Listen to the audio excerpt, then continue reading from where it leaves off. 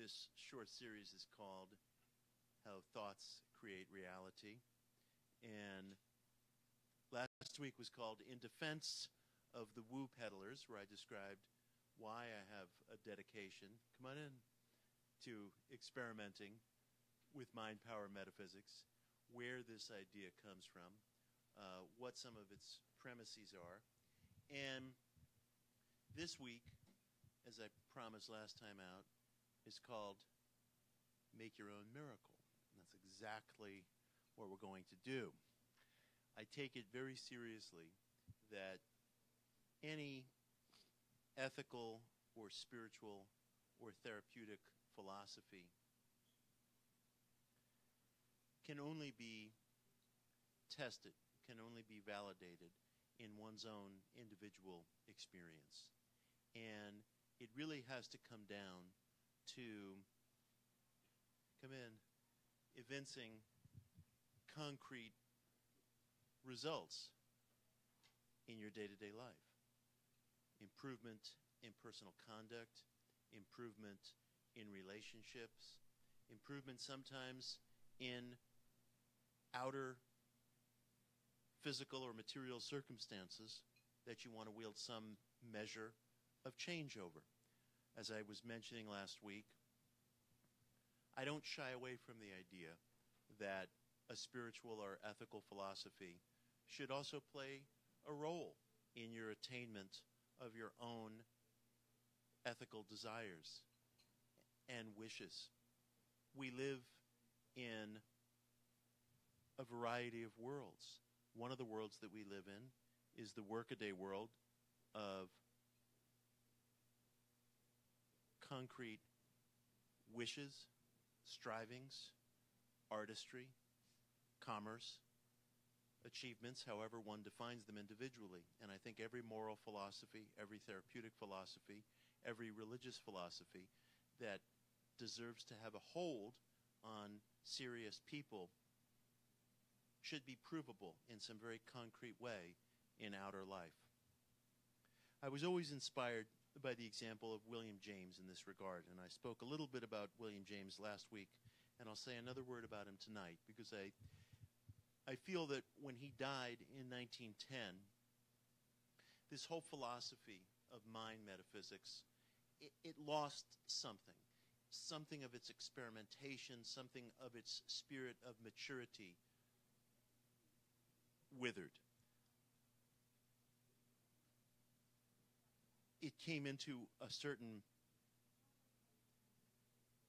set of dogma and doctrine which were very useful and valuable and precious and deserving of experiment, but somehow there was something in the inquiry, in the demand to understand how, why would thoughts be causative? Are they? Is this true? Is this a fantasy? By what conveyance? By what mechanics? By what theory? You know, those questions withered after James's death. And I'm hoping that in our short time together on these 3 consecutive Mondays, and certainly in the work that I'm attempting to do, and I'll be talking more about it next week, I want to resume that spirit of inquiry and experimentation, and a wish not only to say, here are some ideas to try, but a wish to get at, why would something like this work? Why should there be any results at all if I'm talking about things that are more than just fantasy or anecdote or happenstance?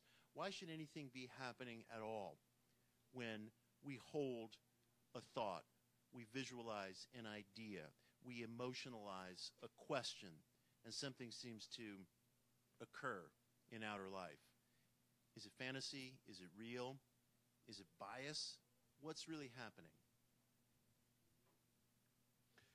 These were questions that James concerned himself with very deeply, and he was very interested in what he called the religion of healthy-mindedness, or what I call mind power metaphysics. And a kind of a pivotal moment for him, and I think for all of us who really care about taking spiritual ideas into action in outer life, occurred in August of 1898. He was invited to give a talk out at what was then basically UC Berkeley, a more rural, smaller, less formidable place than we know today. He took a train across the country from Boston to the Bay Area, and he gave this talk to the Philosophical Union at UC Berkeley in August of 1898, which had the not terribly romantic title of Philosophical Conceptions and Practical Results. But the important part was the practical results, and he issued a challenge to all the people who were gathered there that day. And he said, look, we have to leave behind scholasticism, pedantics, theoretical models. We need a philosophy that has an actual cash value in the life of the individual. And that was his very phrase, a philosophy that has an actual cash value in the life of the individual, a philosophy that can be measured by improvements in conduct and day-to-day lived experience. And he put a challenge to the audience, and it was this. He said, if I had some way of knowing that the world was going to end in 1 hour, and one group of people in this audience considered themselves believers in God, and another group of people considered themselves atheists, would it make any difference? Would it make any actual difference in how they confronted the prospect of everything that they know dissolving? Who cares about these labels? Who cares whether somebody describes him or herself as a believer in this or that? What is the actual cash value, the lived experience of holding to that thought, of holding to that outlook? Does it amount to anything?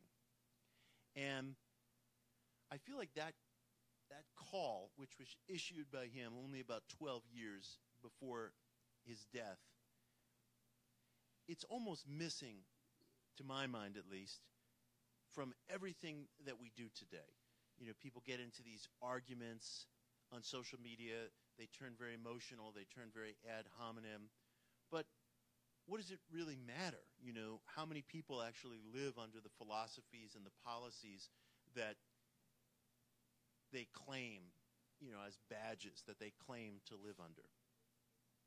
But we have a unique experience tonight, because this section of the talk is when I give you, so I have promised, 3 concrete ideas to go out and test in your life. I'll give at least 3. I may give 4, I may give 5, I may mix a couple together, but my dedication to what we're doing on this, our second night, is to sit down and say, does this work? Does the rubber hit the road? And I really want to assure you that I see myself as a co-experimenter with every one of you, because God forbid if I should ever wake up one morning as somebody who's a writer and theorist in the field of metaphysics and not be terror-struck by the thought, maybe I'm just wrong about all this. Maybe I'm imagining all this. Maybe I've just misled everyone and I should just shut up for the rest of my life. We have to be willing to confront the possibility of failure. But we also have to be willing to confront the possibility of success. And I'm going to be perhaps less theoretical this session than I was last time and that I'll be next time. Next time, when we get together next Monday, I am going to really talk about a theory for why thoughts are causative. Just a working theory as to why a thought should evince some sort of physical concretizing or outpicturing in the world. And last week I touched upon that a little bit. But this week, I really want to talk about some things and possibilities for us to try. And I'm also aware that when you're experimenting with a religious or a spiritual idea, there's always the danger of a kind of wishful thinking or a confirmation bias. One can always say, well, gee, maybe this would have happened anyway, maybe it's happenstance. But we as a polity of experimenters across ages have to amass a record of testimony. That's the only empiricism we have. You know, if I was to say to everybody in this room, tell me what the ego is. Yeah, you know, every one of us could arrive at some reasonable conception of what it is we call ego, but you can't touch it. It's not a physical thing. We've all just agreed that, oh yeah, that's kind of what we mean when we say ego. You know, within the alternative spiritual culture, if we manifest something and we like it, we say that's essence. And if we manifest something and we don't like it, we say that's personality or things like that. Or we talk about inner and we talk about outer, or we talk about material or higher. These can't be attached to anything tactile. They're just words that we have applied to experience. But it's necessary because we need to be able to communicate with one another, even if we're just coming to a consensus around what a word like ego means. So when we experiment in this way, we're not doing it in a vacuum. I mean, we're part of a chain of seekers that goes back millennia, or at least goes back in terms of the modern era to cover the past 150 years, when people have been getting together in the modern sense to ask themselves, is there some sort of metaphysical quality attached to the mind? And when we experiment this way, we not only learn things ourselves, potentially, but we expand a kind of human testimony.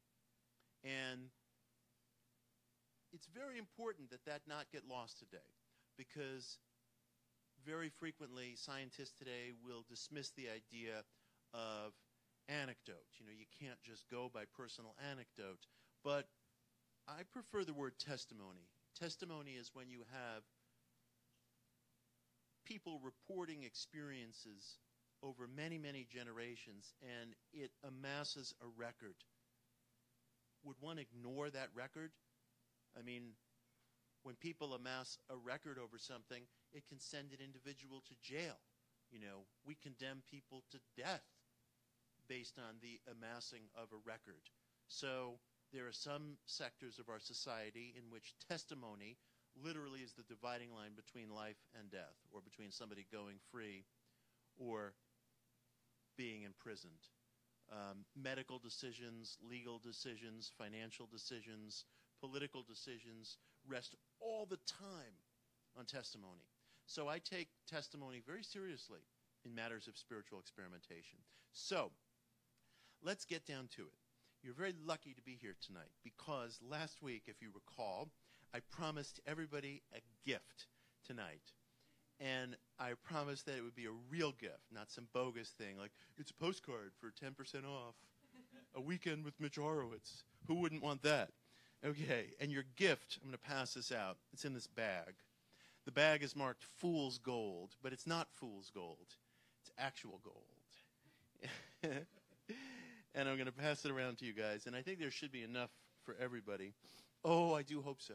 But if there's not, don't worry. You will get your gift. The gift that I'm going to give you right now is a little pamphlet. It was first published in 1926. It's been reproduced today exactly as it appeared upon its first publication that year. The interior of this pamphlet is untouched. And I said to you guys last week, those of you who were here, that I take very seriously the popular literature of the positive mind movement, because I think that many of the pioneering writers of that literature, people like Florence Scovel Shinn and William Walker Atkinson and other names who I love, had an indelible instinct in the direction of truth for the human situation. And this pamphlet, which was published anonymously, but I'll tell you who really wrote it, was written by a very unassuming person in the city of Chicago in 1926. First thing he ever published. He was 52 years old when it came out. And it will look like I'm about to hand you Monopoly money, fool's gold. But it's not fool's gold. It's real gold, and I'll tell you about it. First, let me pass it out. You guys can just start to pass it out yourselves. We'll go on the honor system. I hope there's enough for everybody. It's a nice crowd here tonight. But if we run out, I have a secret plan, so don't despair. Let me bring these to the back. Sorry, live stream people. I'm stepping out of the shot. So pass that around.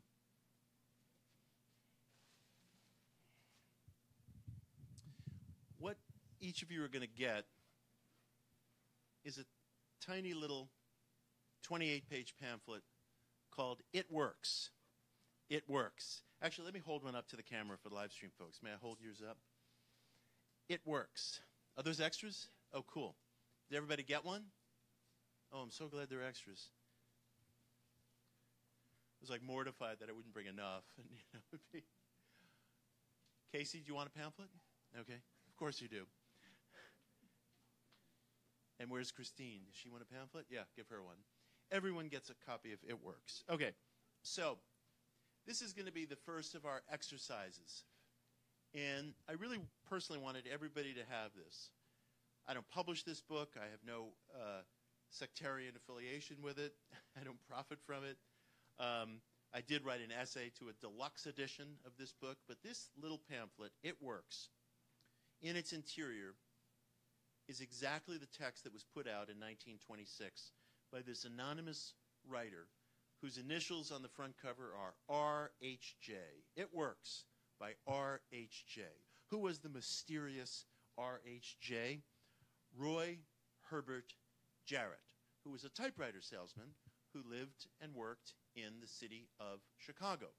And he worked for a company that was called American Telegraph, and they were kind of the Apple computer of their day. They invented a very innovative desktop printer that could be a manual hand-cranked printer that could fit on top of your average desk or in any office so that people could make their own flyers and mailers and things like that. And Jarrett was a dedicated student of mind metaphysics. And he spent his entire life testing and researching the question of whether your mind had some sort of causative effect over circumstances. And he was so dedicated to experimenting with this idea that he didn't put out this thin little pamphlet until he was 52 years old in 1926.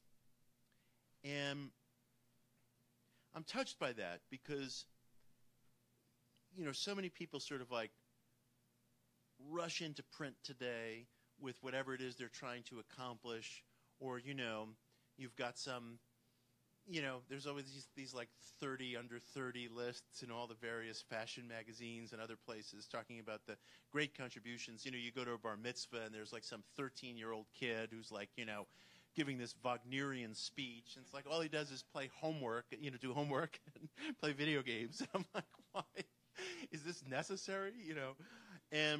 But it's also encouraging to me because I take very seriously the prospect that you can do things that are great at like an age of maturation. I mean, I didn't publish my first book until I was 43, 44 years old. And Roy didn't issue this pamphlet until he was age 52. So in this pamphlet, he felt that he was boiling down all the metaphysical strains and experiments that marked his day, the new metaphysics, New Thought, Christian Science, Science of Mind, all these different movements that fell under the rubric of what William James called the religion of healthy mindedness. And Roy believed, as he explains in this book, that if you fixate, write down, and dwell upon certain precious, cherished goals, they will occur. They will come to pass. And you will be astonished. And he challenged people, just try it. Just try it. If you don't like it, if you think it's foolish, if you think it's a waste of time, throw away my pamphlet. But would you be willing to invest 25 minutes in reading this and trying the exercise? Roy was inspired, and I read about this in my book, One Simple Idea, which is a history of the mind metaphysics movement. Roy was inspired by a French hypnotherapist named Émile Coué, who toured America shortly before Roy published his little pamphlet. You might not know the name Emile Coué, but you probably would know his key mantra, which is, day by day, in every way, I'm getting better and better. And Coué was a self-taught hypnotherapist, and he believed that if you repeated that little mantra to yourself 20 times just before you were drifting off to sleep at night, and 20 times just as you were awakening in the morning, you could actually reprogram and recondition your psyche. And people made fun of him and thought it was absolutely simplistic and a philosophy for dumbbells and so on. But as I'll reference a little bit later, Coué had a remarkable instinct for some of the workings of the psyche, which are currently being validated in the here and now in placebo experiments, including some that are being done at Harvard Medical School. And I have had a short dialogue with the director of Harvard's program in placebo studies about Coué, and he believed that some of Coué's insights are, in fact, borne out specifically in some of their experiments, because Coué started out working as a pharmacist or a druggist in northwestern France. And one of his earliest insights that the mind evinced some control over people's sense of well-being was this. He discovered that when he would prepare pharmaceuticals for people, if he spoke in favor of the formula before dispensing it to a patient, he observed, anecdotally, that patients who were encouraged would seem to report back to him better results from the formula that was being prescribed to them. In January of 2014, Harvard Medical School, without crediting Coué at all, or even being apparently aware of his antecedent, of his insight, tried that very same experiment with a migraine drug. Now, usually when we talk about a placebo experiment, we're talking about somebody being given some sort of an inert substance, a sugar pill, or something that's considered of no medicinal value whatsoever. But for the first time, in terms of contemporary placebo studies, the Harvard team took an actual active medicinal substance, in this case, a migraine drug, and they gave it to one group of people, providing them with positive information about the drug, presumably instilling in them some positive expectancy of the drug's effect, and another group of people received the same active substance, but without the positive backstory about the drug, without being given any additional reason to understand anything about the drug's effectiveness. And sure enough, the group that was given some reason to have positive expectancy about this active drug had a better result with it on average than did the group that was just administered the drug without any information. Emile Coué, who inspired our friend Roy Jarrett, had exactly the same insight, anecdotally, in the early 1900s, over a century before the Harvard study, while he was working as a druggist in the town of Troyes in northwestern France, where, again, just by praising what was considered an active drug, people reported to him better results. So I wrote to one of the architects of the Harvard study to ask him, had he heard of Emile Coué? Was he aware of this precedent insight? Never heard back. So I went directly to the director of Harvard's placebo study program, a man named Ted Kapchik, who's a very good scientist and a very searching individual. And we talked about it, and he said we weren't thinking of Coué when we designed the study, but he agreed that Coué's insight would correlate with what they found. That's one of many, many examples where when I talk about some of these popular figures having an extraordinary instinct into human nature, an extraordinary instinct into psychological verities that have been validated in clinical studies a century later, that's one of the things I'm talking about. So Roy Jarrett came to feel, as inspired by Coué, that certain very simple mental measures could have an extraordinary outpicturing in your life. Unlike Coué, he wasn't a secular figure. Coué wanted to make it clear that he was ardently secular. He wasn't talking about any interior mind magic. But Roy believed, as taking a cue from figures like Mary Baker Eddy, the founder of Christian Science, or figures like Emma Curtis Hopkins, who had been a student of Mrs. Eddy's and was one of the really core early theorists of mind metaphysics, they all believed that there was this very, very thin tissue of separation between mental and spiritual experience, that there was a non-physical quality of mind that all individuals live under. And we are capillaries, in a certain sense, for some higher mind. The Greeks called it nous. Ralph Waldo Emerson called it the oversoul. Emanuel Swedenborg called it the divine influx. Call it God. We are somehow capillaries for this influx of something else that makes the mind into an instrument of causation. That was Roy's belief. So in this book, as you'll see, which I hope you'll read tonight,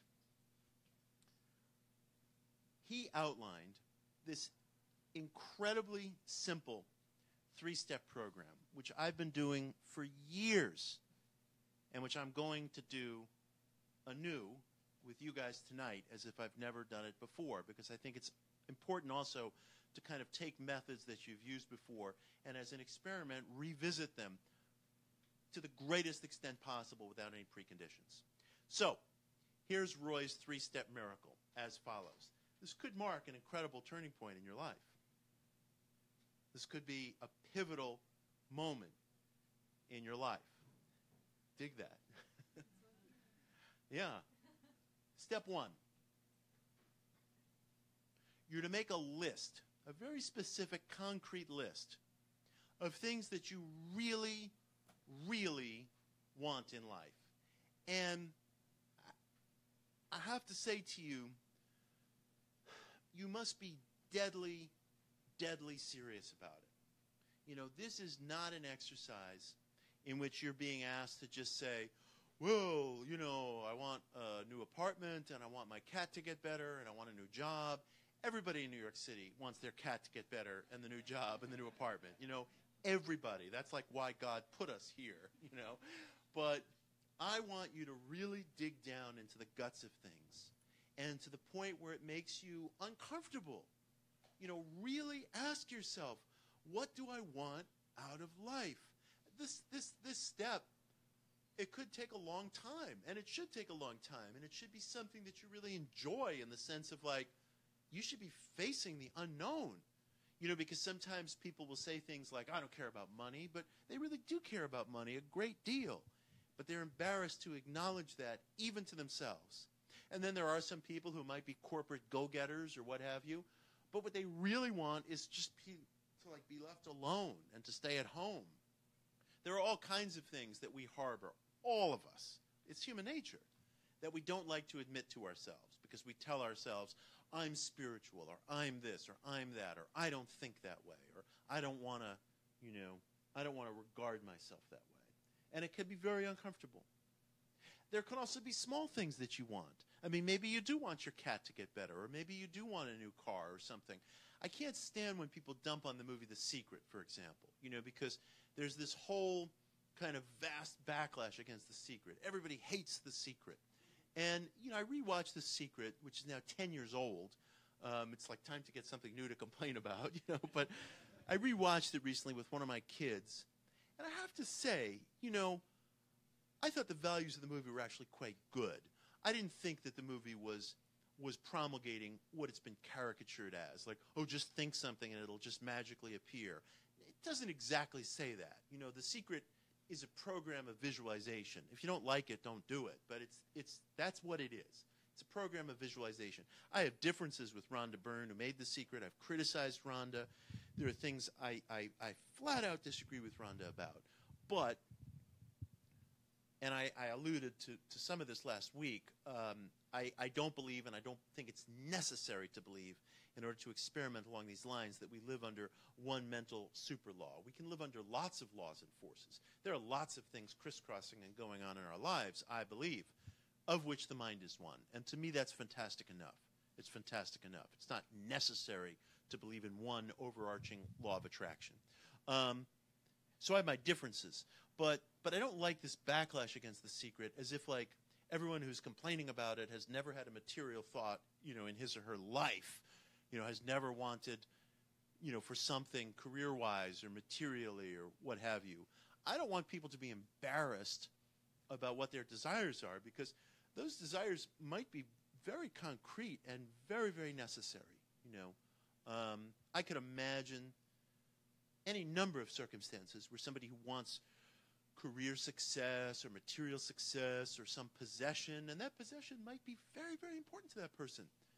That possession might be a piano that could open up a whole world to that person. And that possession might be the famous Mercedes-Benz or whatever.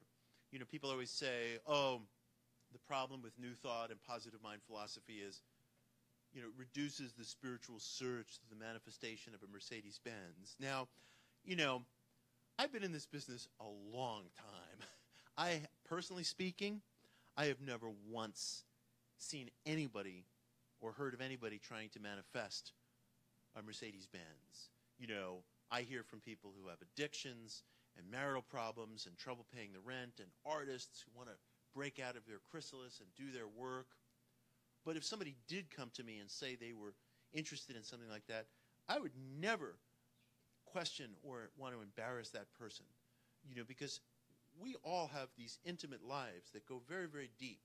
And if your intimate life takes you in the direction of wanting something material, there is no way you should ever be embarrassed about that.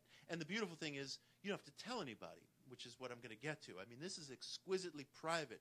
This list is not something that you have to sit down and discuss with your roommate or your friend Mike or whoever's sitting next to you, at Thanksgiving dinner next month.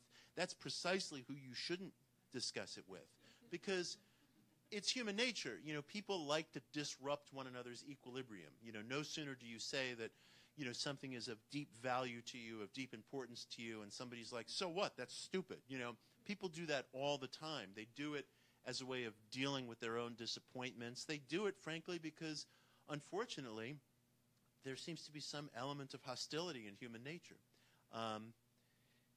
Here, you can have your free pamphlet. This is what we're discussing. So when I say sit down and make a list of the things you desire, I don't mean that in some romper room way.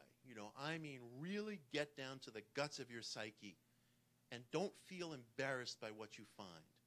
If you find something material, then so be it, If you find something that makes you uncomfortable, maybe there's a person that you want out of your life. Maybe it would be very helpful for you to have that person out of your life.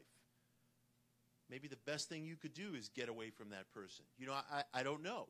But I don't want you to feel like you have to vet any of what it is you're after. Because the whole point is to really get this list to the place where it's exquisitely honest.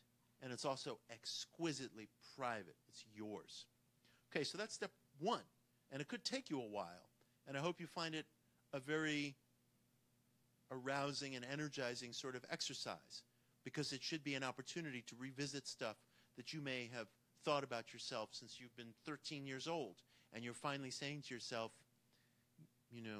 this is where I stand. This is where I stand. So that's step one. Really, really craft an extraordinarily intimate list. It can be long, it can be short, whatever you like. Step two. You should read your list 3 times a day. When you first wake up in the morning, sometime around midday, and just before you go to sleep at night. And think about it all the time. Maybe carry it with you. Maybe you'll put it on some sort of a laminated index card, or put it into some sort of a really nice, sturdy sketchbook or something like that, where you feel comfortable carrying it around with you. Read it diligently 3 times a day. In the morning, midday, and at night, just before you're going to sleep. Think about it as often as possible. Carry it with you. And the third step is, which I've already alluded to, don't tell anyone what you're doing. Do not talk to anyone about it. It's exquisitely private. Someone said to me it reminds them of the book and movie Fight Club, where it's like, rule one, no one talks about Fight Club. But there's a reason for it, which I kind of alluded to before, which is that family members, coworkers, so-called friends love to run down our plans and ideals and wishes because it seems to be some wrinkle of human nature that people solve their own wounds. Is that Royce? Oh, hey, man. How are you? Yeah. It's great to see you. All right. You know, there's some weird wrinkle of human nature, and it's omnipresent, where we love to solve our own wounds, regrets, fear of failure by running down other people's plans and ideas. And it happens all the time, and it really upsets people's equilibrium. So don't talk to anybody about it. You must maintain a deep sense of personal privacy about what you're doing because it's deadly serious. And then finally, you'll love this part. Wait for results to arrive, and when they arrive, express thanks. If you're religious, express thanks to God. If you tend in a more, general direction, you can express thanks to whatever language bespeaks the sacred in your heart. But express thanks. Don't get caught up in the trip for the purposes of our experiment. Don't get caught up in the trip of like, oh, it would have happened anyway. Oh, this was going to happen anyway. Just follow through. Just follow through. Give yourself this opportunity. Express thanks. Be ingenuous about it. Be idealistic about it. See what happens. So here are the 3 rules, and they're in your pamphlet. Make up your list of what you really want and be deadly earnest about it. Read your list 3 times a day, morning, noon, night. Think about it as often as possible. I would carry it with you, neatly, privately. Talk to no one about it. It's your business, alone. And then, as a coda, when results arrive, express thanks. Express thanks. Now, why should any of this work at all? Why should this work? I've been working with this book, this little pamphlet that I've just given you all, for about 10 years. I have found it to be extraordinarily effective, where I would never impose upon your time and resources in this way. I have personally found it to be extraordinary. Why? Why should it work at all? By all rights, it's like I've just given you, the prize from a Cracker Jack box, and I'm asking you to go off and do this experiment. Yes, I am. I think, first of all, one of the reasons why it works, and this maybe is one of the more kind of quotidian reasons, is that we actually very rarely come to terms with our real desires. We very rarely focus our minds on our real, absolute desires. We're so accustomed to habitually telling ourselves, I know what I want, I know what I'm about, I know what my outlook is. And as I alluded last week, familiarity is exactly where to start digging, because the things that we tell ourselves in tones of familiarity are exactly where this kind of dead rot is in our psyche, where we've stopped examining, we've stopped digging, we've stopped questioning. So the very act of personal reckoning that entails making a deadly, honest, serious list like this can be a very powerful exercise. I say that, feeling that that's part of the equation. If I was talking to somebody who was ardently materialist or secular, and I offered them that answer, they would probably say, okay, I get it, so it's like a cognitive exercise and so on. Okay, granted. I do think that's part of the equation. I don't think that that's all that's going on. I do believe, apropos of what we were talking about last week and what I'll be talking about on our next session, Monday, and that I won't get into in any great detail tonight, I do believe that we participate in a non-physical life. I do believe intellect is more than just intellect and emotion, or more than just epiphenomena of brain matter. I do believe that we live under many laws and forces, of which the causative qualities of the mind are one extraordinary motif that runs through our lives, like a repeat motif that gets heard in a symphony or an opera, that you can just hear getting returned to again and again and again. And I think in more than just a psychomotor way, our thoughts do evince some quality of actual concretized experience in our lives. I'll say more about that next week, because I think it's important to do more than just assert belief, but to offer some sort of a metaphysical model for why that would be so. And I promise you we'll get to that. I also explore that theme in my book, The Miracle Club, which is coming out next fall. But we'll be talking about it next week. So that's one of our 3 exercises. Now, here's the second of our 3 exercises, which is going to sound to you like a contradiction in some regards of what I've just asked you to do. But it's not a contradiction. It's a paradox. And this is what I mean.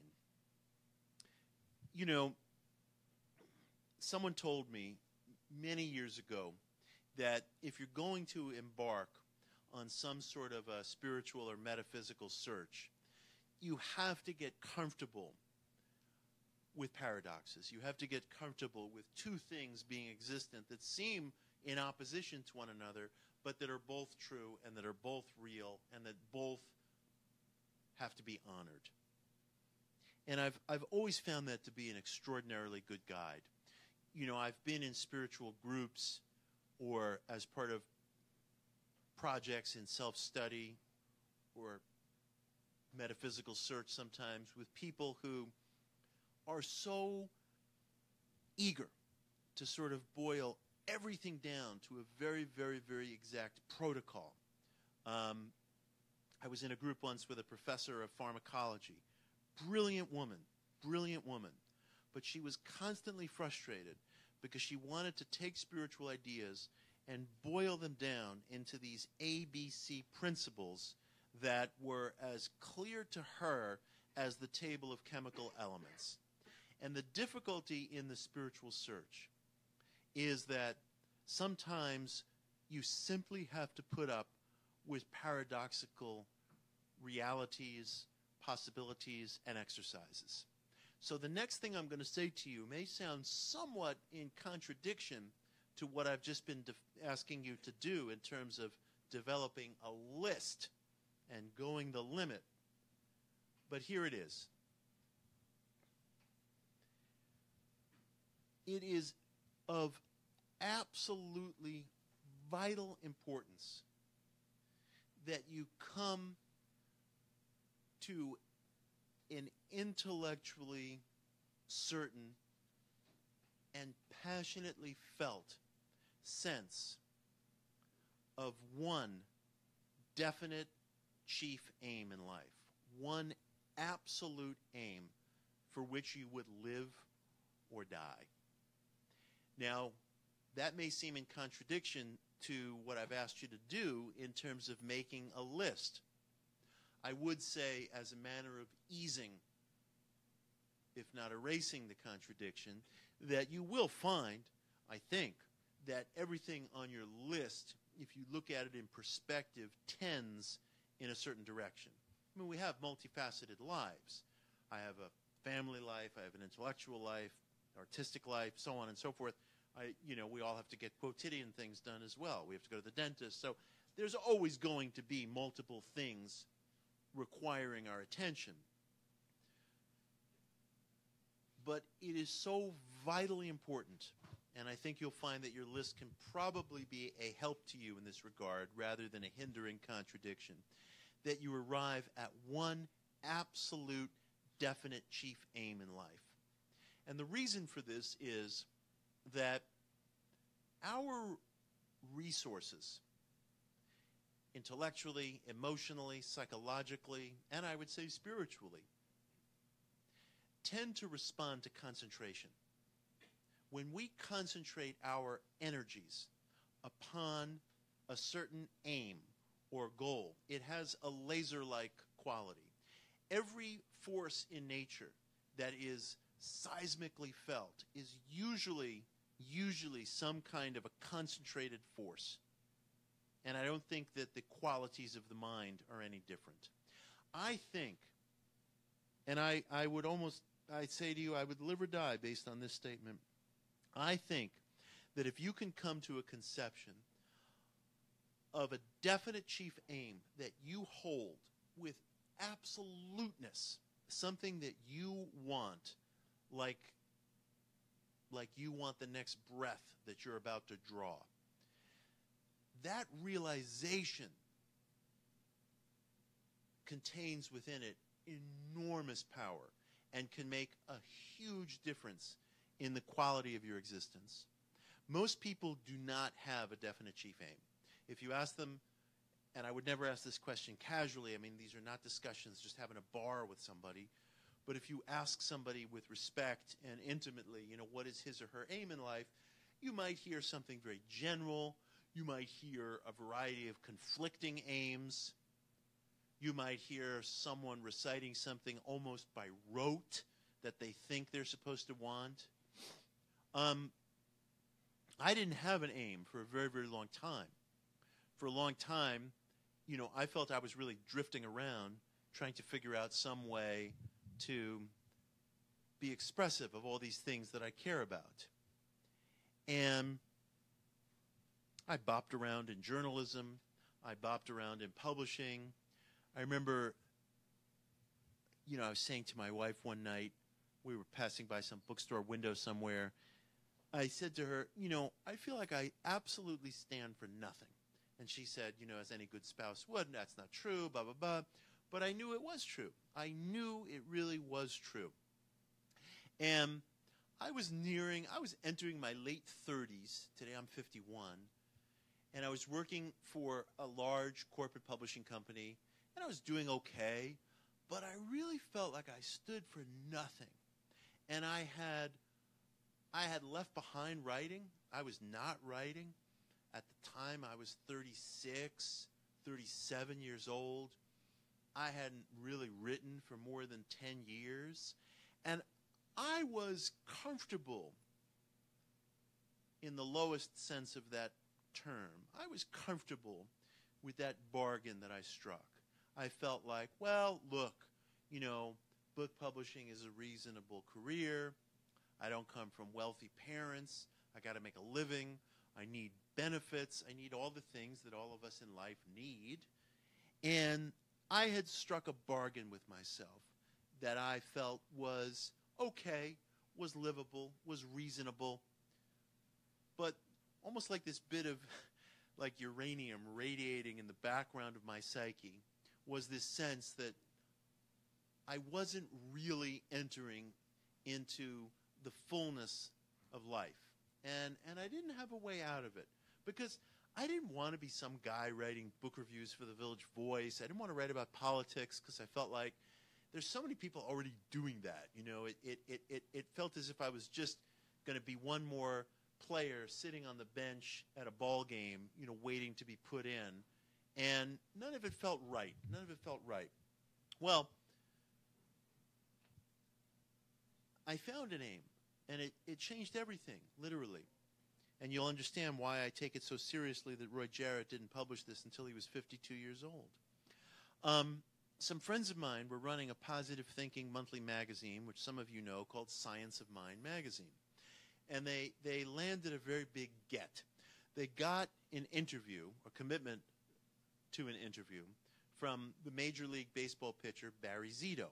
And at the time, Barry was pitching for the Oakland A's.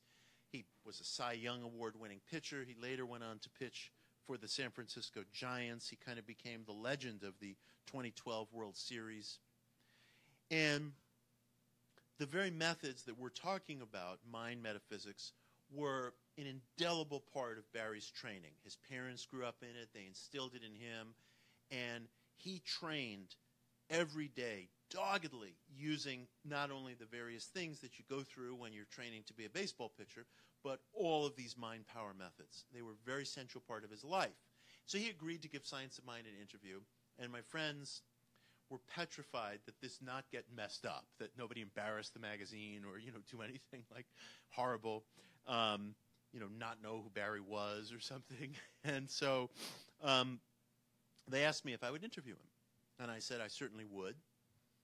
And I not only said yes that I would interview him, but I'm not really like a professional sports fan, and I threw myself into his career and background, and I said to myself, I want to learn everything there is to learn about this guy so that when I sit down and talk to him, we're having a conversation friend to friend. I'm not asking you what your favorite color is.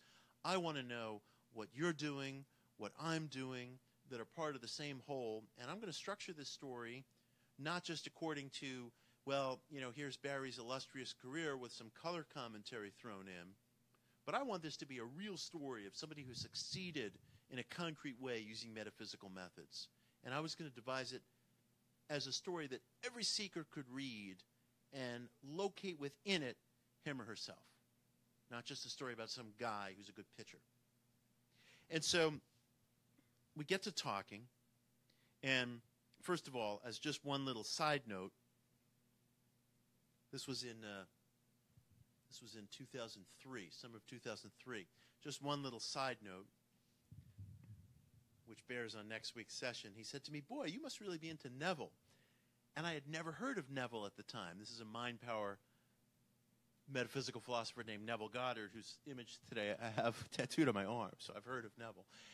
But at the time, I had never heard of Neville. And he said to me, "Oh, I can't believe that, because it sounds like he would be way into him." And so, I'm like, who is this Neville? Must know. And so I got one of Neville's books, and I began, he's the figure to whom I'm most dedicated in this field and who we'll be talking about in detail next week. But that was extraordinary, and there have been several intersections like that with him, but that wasn't the main thing. I finished the interview, I write the story, and I wrote the story, and I suddenly, for the first time, as a writer, felt this sense of purpose, that writing about and documenting metaphysical experience was my purpose. I didn't feel it with that level of clarity at that moment, but 2 weeks later, I'm sitting at my desk at work, and somebody tells me there's a phone call for me, and it's Joe Zito, Barry's father. I had never met Joe before, didn't know Joe. I pick up the phone, and in this very sort of drill sergeant voice, he said to me, "Mitch, that story was terrific. You completely nailed it." And he said to me in the conversation, "Mitch, you stick with this thing."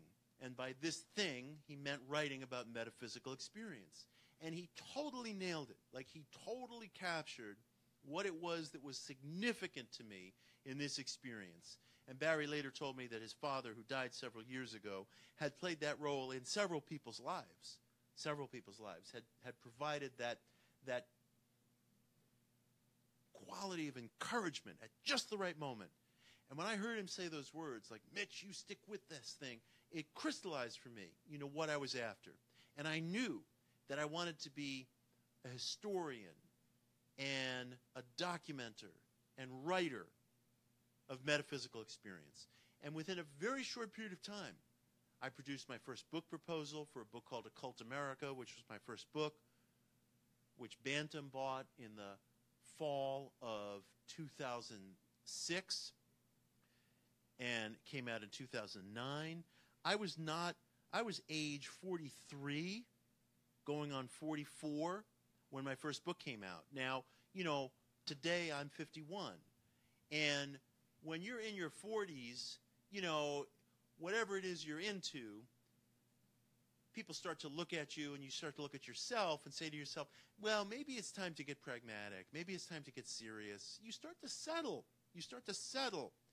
But for me, finding my definite chief aim, wanting to document metaphysical experience in myself, in others, in history, it was magical. And I don't use that word lightly. Because I have to tell you, like all of you, we have a busy, busy New York household. My second son was born in January of 2007, the day my first book contract arrived home. He's like in swaddling clothes over on the sofa, and like the FedEx guy comes with the book contract, and I'm like, I am going to be fucking busy. And, like I do not sleep. I am like, the Walking Dead up here. And our household is incredibly busy. My wife is a television news producer. We have 2 boys. It does help, that I was working in publishing, at least working on some material that was adjunct to the topics I was writing about. But I was working like a serious job, as was my wife. We have 2 kids at home. People would say to me, where do you find time to write?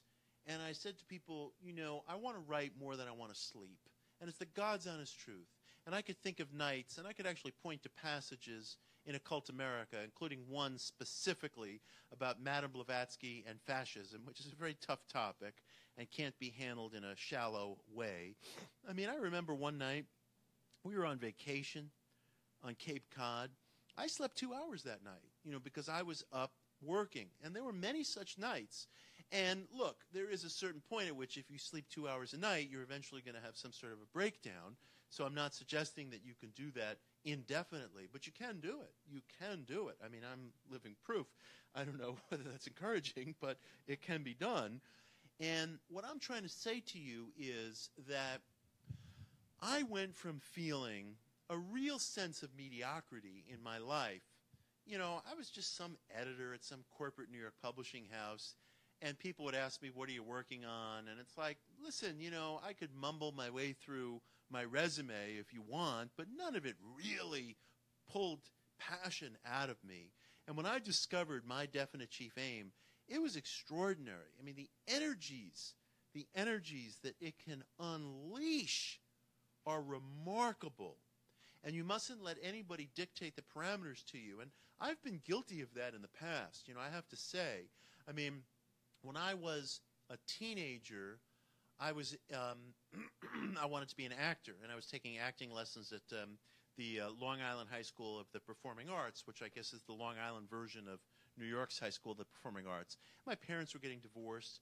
I quit acting because I felt like that's not really a stable career in my 15-year-old mind, and I needed to go towards something more stable, like occult publishing, which was my idea. I was so pragmatic. I remember for many, many years, I was, again, kind of comfortable with that choice. I felt like I had been realistic. And I would sit in judgment of other people who I felt had not been realistic. And I remember saying to a friend of mine who was a stage actor, brilliant stage actor, we were talking about some mutual acquaintance, and she was a woman who was like in her late 30s, and her acting career hadn't really like maybe gone to where she wanted it to go. And I said to him, wrongly, maybe it's time to start thinking about plan B. Maybe you start saying, gee, maybe I should get my teaching certificate or whatnot. And he said, no, that's not right, because if you're an actor or whatever it is that you're into, you're an artist. That's your art. That's what you're doing. That's what you're about. Everybody has to pay the rent. But if you direct your life strictly towards fulfilling the quotidian necessities, what does it say about you? And he was absolutely right, and I was absolutely wrong. So when you find that definite chief aim of yours in life, whatever it is, that's a precious, precious thing. Now, I do believe that there is a difference between a real aim and a daydream. If I was to stand here and say, I want to be an astronaut, that might be a daydream. I do believe that a real aim is indelibly marked by the individual having some sort of capacity to move toward it. It can be extraordinary, but you should have some capacity to move toward it. If you don't have the training for this aim of yours, whatever it is, well, you should be able to get the training. Or you should be able to feel so certain that it's something that fills you with joy and purpose and vigor, whatever it may be, that you will find some way of enacting it on whatever scale. So, to me, a real aim is usually something actionable. You know, if I stood here and said to you I wanted to be an NBA star, I don't think that's a real aim. I think that's a daydream. Because what's actionable? You know, what would I do to go become an NBA star? Like go play basketball? I mean, that's not exactly, you know, the path to playing, you know, at Madison Square Garden. You know, so it should be actionable.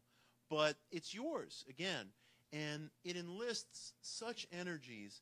I mean, I really, truly, in my late 30s, thought I had left behind all prospect of seeing myself as a writer. I had certain interests, maybe like starting up my own publishing company, certain entrepreneurial ideas, and lots of us walk around with such things in our back pocket. Maybe we work on it once in a while, maybe we don't. But to have that definite aim provides you with an extraordinary concentration of resources and energies. And again, I believe that there's more than just psychocognition going on there. I think there's something else. There's some remarkable, indelible quality. And even if I'm wrong, even if it just summons enthusiasm, what is enthusiasm? It's another one of these words that we use that's completely mysterious. Ralph Waldo Emerson famously wrote, "Nothing great was ever accomplished without enthusiasm." Well, you know, again, what is it precisely? We could talk about ego, we could talk about the id, and these are all just words around which we have reached a consensus. Emerson wrote one of his essays that's not all that widely read today is an essay called Power. And he said in this essay that there's two keys to power: drilling and concentration. And what he meant by drilling is what we might call rehearsal or practice. You do something over and over and over again to the point where, you know, you just command this activity or action or art or whatever it is in such a way that it's almost like an organic part of who you are. So that's what Emerson meant by drilling. The other thing is concentration is really what we've been talking about. Focusing your energies on a certain point. Drilling and concentration. That was his formula for power. I think that's what you find when you find a definite chief aim. It should be very specific. It should be something that you feel passionately about. And I'll say this in closing. It should be something to which you attach an obsessive importance.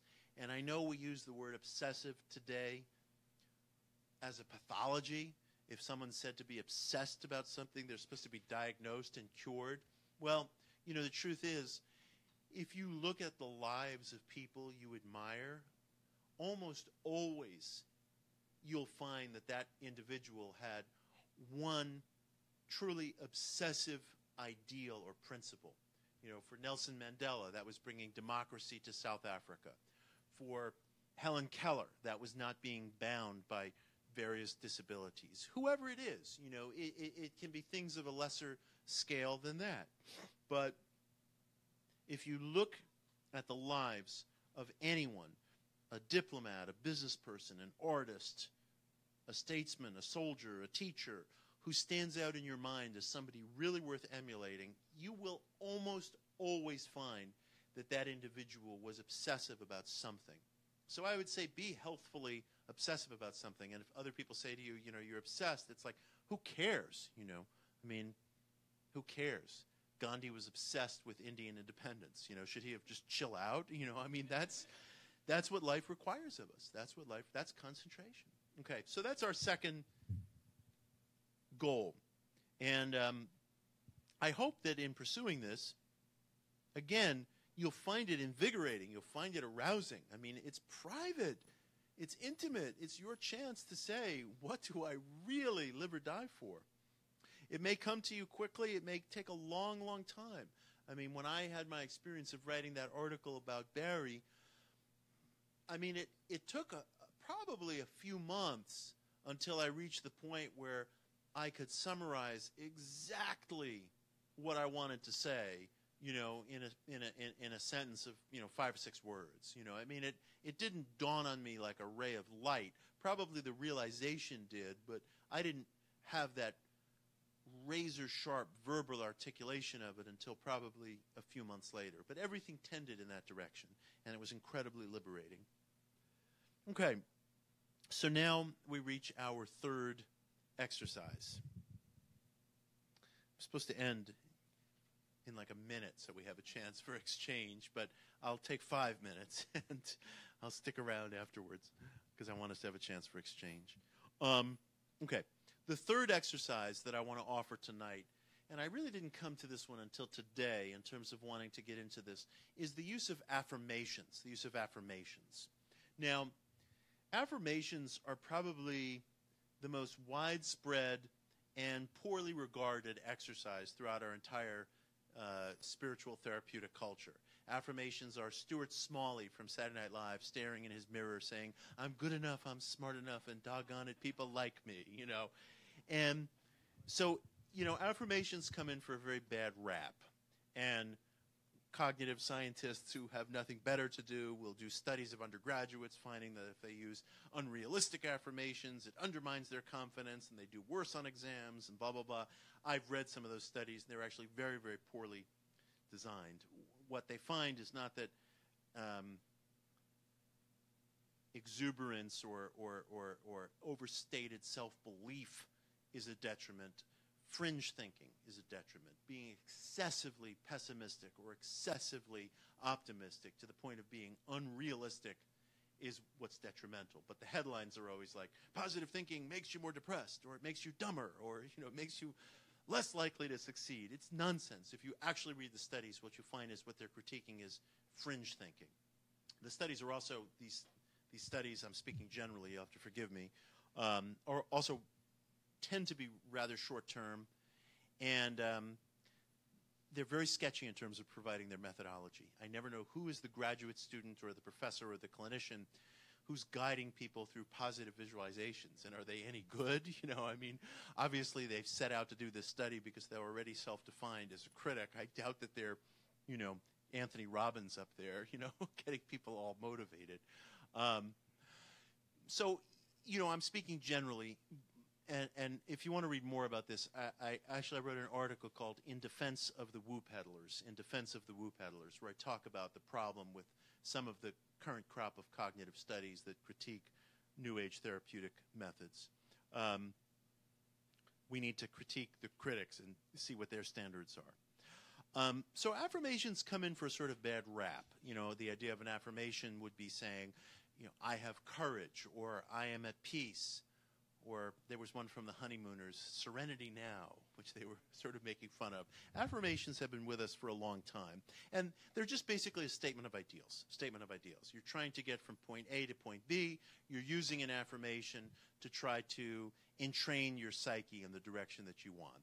This was Emile Coué's program, and using his day by day, in every way, I'm getting better and better. But I want to say something about the use of affirmations, and I want to encourage their use, along 2 lines that I think could be very helpful to everybody. And I'm experimenting with this myself. I mean, this is sort of what I'm describing to you is something that I'm relatively new at working with myself. Because as I said, you know, I see myself in this as an experimenter with everybody in this room. The time of day that you use affirmations can be critically important. One of Emile Coué's key insights, and something that was misunderstood about his program by critics who said, this is ridiculous. You repeat, I'm getting better every day to yourself, and it actually makes a difference. Coué was very definite about how you should use these affirmations and when you should use these affirmations. Although he didn't use this terminology, he was talking about what sleep researchers today call the hypnagogic state. Hypnagogia is the state that you're in between wakefulness and sleeping. It's the state that you're in, just those few precious, very relaxing moments before you drift off to sleep at night, or just as you're coming to in the morning, which is sometimes called hypnopompia. But I use the term hypnagogia as a general term. It is the borderland between wakefulness and sleep. It's an extraordinarily supple, subtle time in which you have some degree of cognitive awareness mixed with a kind of dreamlike state where things are not always in proportion, where you can see and hear things that seem to be coming from somewhere else. Your life bends, almost like one of those famous Salvador Dali paintings where he shows the clocks bending and reality as being amorphous, or like an M.C. Escher print where up and down are completely unclear. Perspective grows completely unmoored from any of our usual compass points. It's an exquisite time. It's an exquisite time for making mental suggestions to yourself, because you maintain some degree of control in hypnagogia over your choices. You're thinking things, you're having mental associations, you're moving from one place to the next.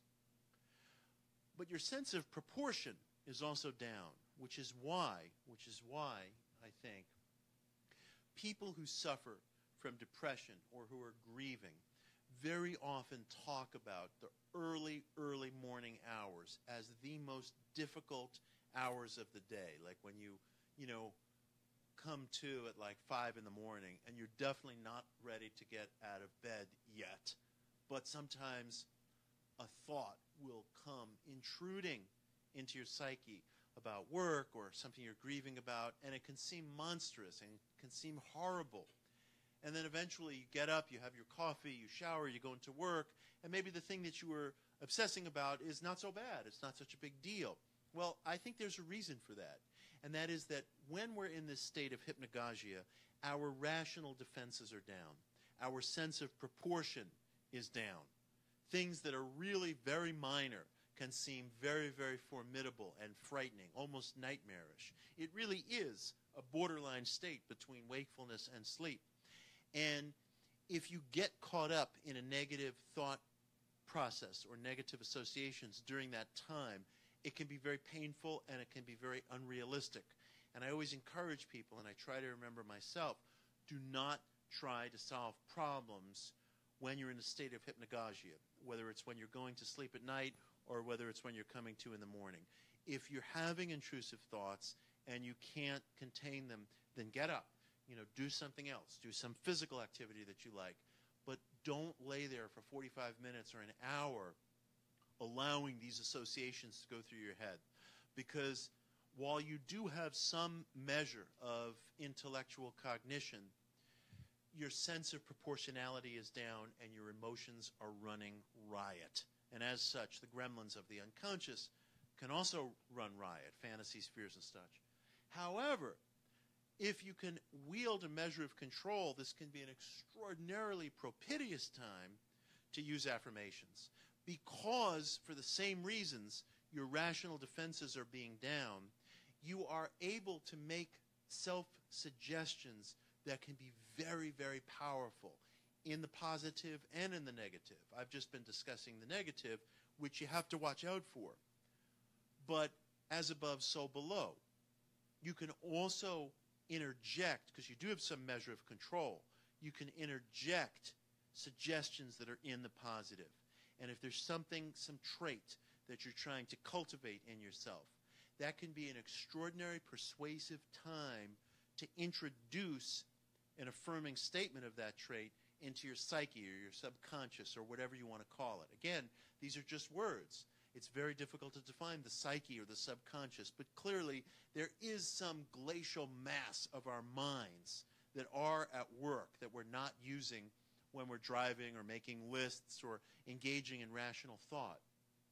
That part of our brain that engages in the rational seems to be at its lowest ebb in hypnagogia, whereas the part that's emotional and the part that is eager and ready and willing to believe is still active, and suggestions can be made to it.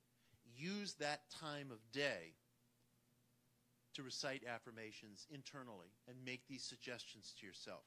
Whatever affirmation you use is a matter of your own intimate needs. It's easy enough to come up with, and there's no wrong or right way to do it. It's just a statement that you're suggesting to yourself. Coué's formula was, he told people, it was very interesting. He said he told his patients and his listeners, get a string, not the string 20 times, and recite your affirmations just as you're going to sleep at night, just as you're coming to in the morning, counting off on the string, almost as if it's a rosary bead. Because he wanted you to be able to keep track, but he didn't want you to do anything that was going to contribute to your arousal from sleep. So that was one way of doing it. Coué felt 20 times was sufficient. I don't think 20 is a magic number. Do it whatever number of times you want. Do it 100 times. Do it 5 times. The importance is to feel some sense of conviction behind it. So that, I think, is a very potent, very useful, very helpful way of using affirmations.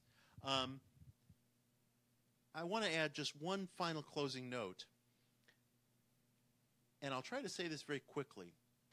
Another way of using affirmations that can be very potent and that I've been experimenting with recently myself, and I invite you to join in this experiment, is found in a little occult book that I mentioned last week called The Kybalion, which was published in 1908. The Kybalion, to put it simply, is a marriage of certain Hermetic ideas from late ancient Egypt and insights into New Thought psychology.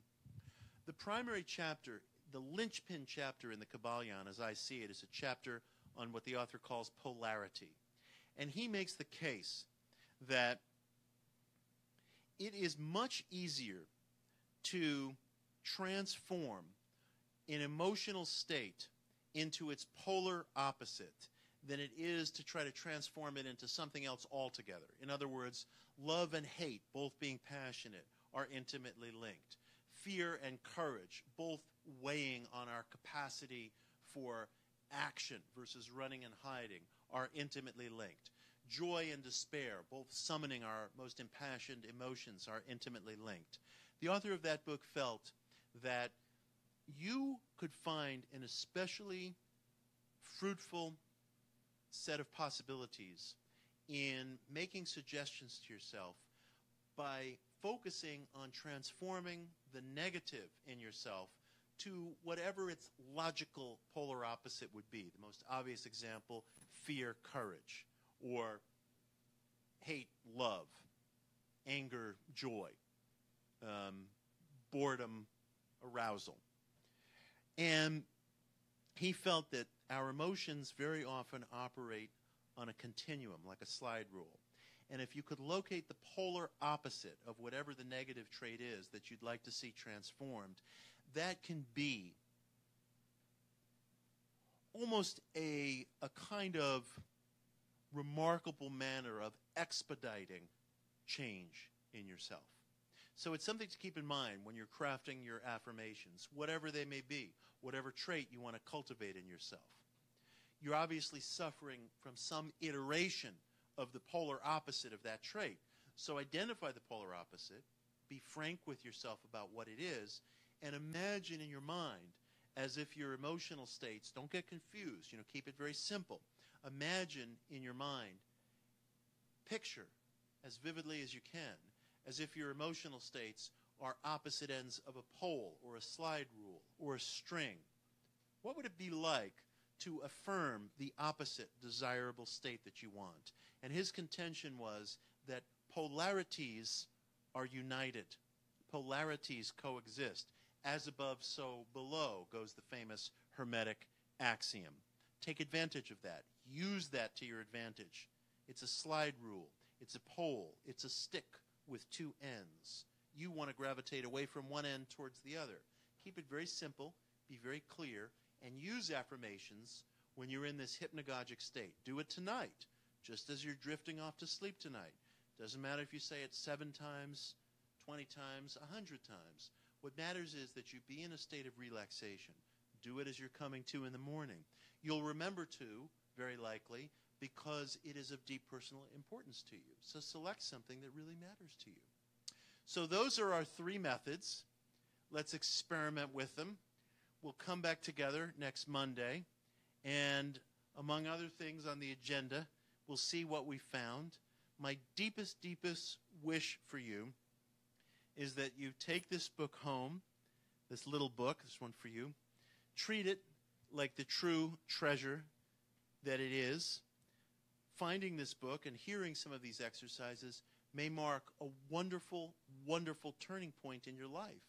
You may discover things right away, or you may discover a road that leads you to extraordinary things. And that is my deepest wish for every one of you. Thank you very much. Thank you. Now, thank you. The hour is late, but we do have a few minutes for exchange. So that the folks listening on live stream can hear us, if you ask a question, I'll repeat back the question just so I'm saying it into the microphone. So anybody have anything on their mind that they want to ask about? Royce. So you talked about when you're in the hypnagogic state. Yeah. If you're starting like have the gremlins come in, it's better to get up and do something. Is it valuable at all to try to switch it to the more opposite, or is it better just to get up? I think that if you can switch it to the you were asking. Sorry, I have to remember to repeat for the live stream folks. If the gremlins come in during this hypnagogic state, is it better to try to reverse the polarity, or just get up and hush the gremlins and get them out of the room? I think it really depends. If you can use that time of polarity to try to reverse things and try to pivot, if you can pivot on that polarity, I think that would be wonderful. But if you find that that's not possible, I think it is important, just generally speaking, not to try to problem solve in that state. Because our rational faculties are at their absolute ebb. And the answer will come to you at 1 o'clock in the afternoon, and it'll be clear and it'll be straightforward. But at 1 o'clock in the morning, when you're drifting off to sleep, it'll seem frightening and it'll seem like this epic titanic problem when it's really not. But if you could pivot on that, that could be a practice of extraordinary power. That's what I'm attempting. Yeah. Cool. Anybody else? Anything? Hey. I just had a thought when we were talking about the polarity that almost every great leader that we remember in history was an expert at doing that for everyone else. Mm-hmm. Switching fear to courage or hate to love. And the best speeches, the best moments of leadership was when they did that for a country. Yeah. After a crisis. I never thought about that. Yeah, that's interesting. I mean, the whole idea of there being this intimate linkage between qualities, it's worthy of great experiment. I mean, it's very indelibly true. You can see all the time how, police always observe that after someone's been murdered, the first suspects are the people who are closest to that individual because they have the deepest emotional investment in that person's life and hence the motive. In this case, in the case of a murder, obviously it erupts into something violent, but 10 years earlier they may have been persuaded that they wanted to spend their whole life with that person. So there's an emotional relationship there, even though we define it as opposites. Yeah. Hey.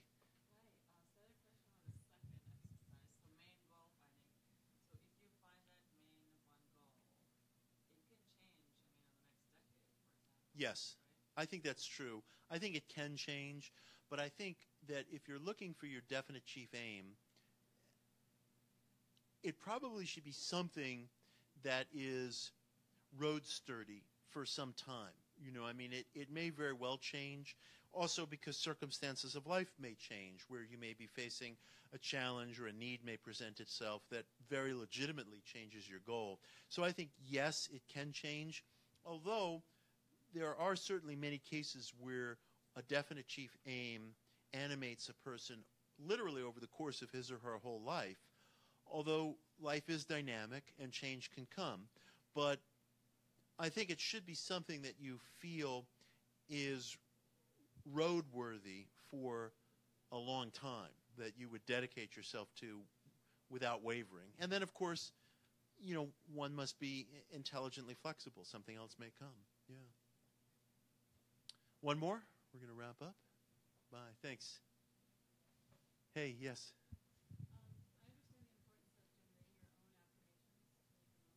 Yeah.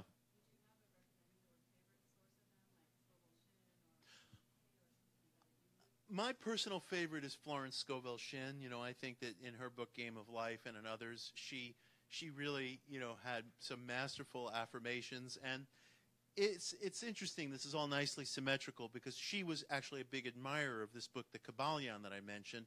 And the phrase Game of Life, as she used it in her title, is in The Kybalion. That appears twice in that book, and she attributed that book as a huge source of inspiration. Oh, sure. Kybalion, the Kybalion. It has no clearly agreed upon meaning. It might be a Hellenic play on the word Kabbalah. It was published in 1908. You can find it online or you can purchase an edition, but it's really a beautiful, extraordinary book.